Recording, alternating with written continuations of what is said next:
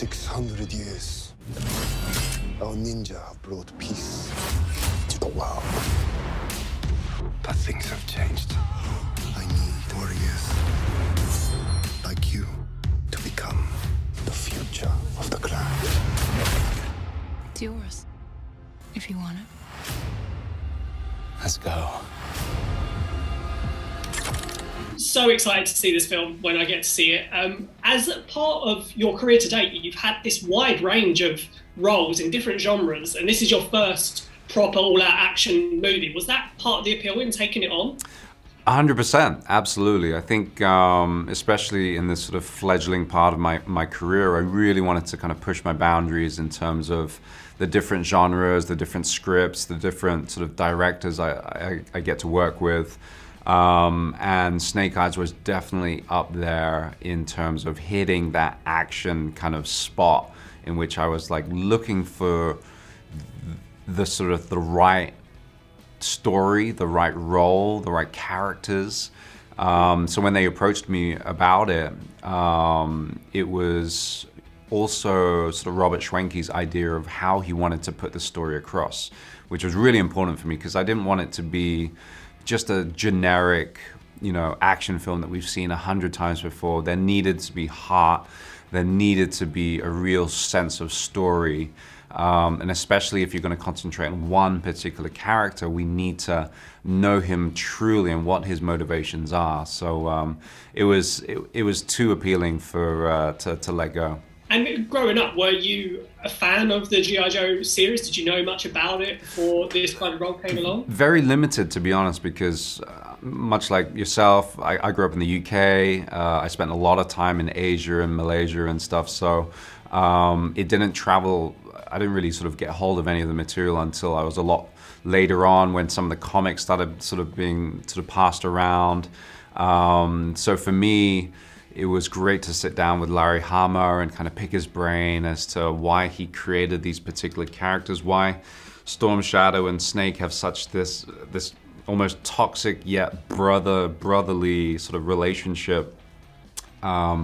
So it's been an amazing journey to really sort of get to know this Snake Eyes. And part of this Snake Eyes is that there is much more authentic casting compared to the previous on-screen G.I. Joes we've had. Like you're taking over from Ray Park. I know we didn't see his face in those films, but was that a key part of this particular Snake Eyes, like to be more authentic to the character's origin? I mean, it really depends what camp you sit on. There's your purists who are like, no, this guy has to have his mask on the whole time. He can't talk, he can't do this. But where does that leave you for artistic interpretation? We're moving into a new generation of fans. A lot of the young fans all around the world aren't too familiar with the backstories, aren't familiar with perhaps even the movies that came out a few years ago. So we wanted to start and set precedent in where to lead this. And the way that we could do that was really endear Snake Eyes to this new audience. And the best way possible was to understand the man behind the mask before he puts on and dons that most iconic suit. And hear from him his pain, his journey, his lessons, his story. Since this is your first all-out action role, how's the training for it? Was there any particular challenges apart from all of it, obviously? But anything to stick out? It was super intense. We had like a 2 months solid. We do a full day of training. We do an extra sort of evening PT. But they got us to a stage where we did every single one of those choreographies and sequences ourselves. Of course, there's parts where our much hardier and braver stuntmen have to come in and jump off a moving vehicle in a building. But no, it got us to a stage where we felt very capable by the end of it. So was there any particular, when you look back at the film and the sequences, was there anything that surprised you that you were like, I did that? Yeah, I think standing on those car carriers and fighting sort of hordes of combatants. I think that is one of the best sequences that we have in the movies. So I can't wait for it. But there's a sneak of it in the trailer, but to see the full sort of story unfold and why they're on top of it and what's happening, there's definitely a ticking clock aspect to it. How was it to shoot in Japan? Does this add to the whole authentic vibe of this take on the character? Yeah, we had to do the Irashikage justice. It needed to be in the locations which were equally as old as the clan themselves, and so working with the Japanese government, the producers were able to lock down some of the most magnificent sets. I wouldn't say sets, actual physical locations. They were real living castles and temples. So it really added, for an actor especially, to be completely enveloped in that environment. This is an origin story, as you say, before The Mask and before the other movies, and it acts as sort of a reboot of this series. Do you feel you need to see those other movies? Are there connections, or is this very much its own thing? Zero connections whatsoever. It's a brand new restart, a whole new batch of young, hungry actors, amazing storytellers, and I think we're giving it a groundness, and we're taking our time with it.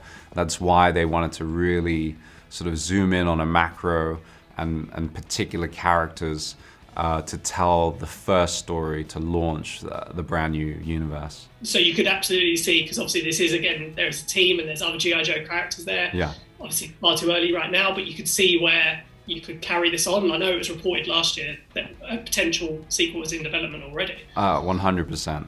Without doubt, this is leading on to bigger and better things. Did you manage to keep any props from the set, from anything to remind you of Snake Eyes at home? I think I stole a pair of trousers.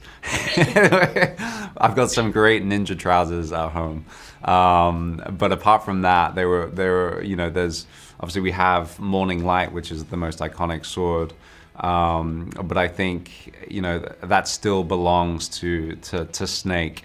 There'll be a time where I'll be knocking on Paramount's door and making a little request for one. But they have, at that point, was one hero sword, and so I wasn't able to fit that in my pocket. After the sequel, you could take it over. Yeah, exactly. There you go. What in particular are you excited for fans of G.I. Joe and just general action movies to see when Snake Eyes comes out in cinemas? Yeah, I think see the magnitude of it, see the world we're building and working towards, to see the action, just the sheer beauty of the locations that we're filming in, and just the excitement. Just get really pumped up because it's a wild ride. Great. Just finally, I won't bore you with the James Bond question because you must be sick of that by now. I've never had one of those. Never. No one ever asked that. I'm so unique. Because you've had all of these diverse roles, is there a particular role and genre you're still looking at right now that you want to do, like a proper superhero film? Sci-fi. Sci-fi. Like, I'm a huge fan of anything to do with sort of world beyond ours. So that is definitely on my target soon. Just because, I've loved that genre for the longest time and grown up watching it and sort of fantasizing about sort of building those worlds. And I think it would be super exciting to find something like that.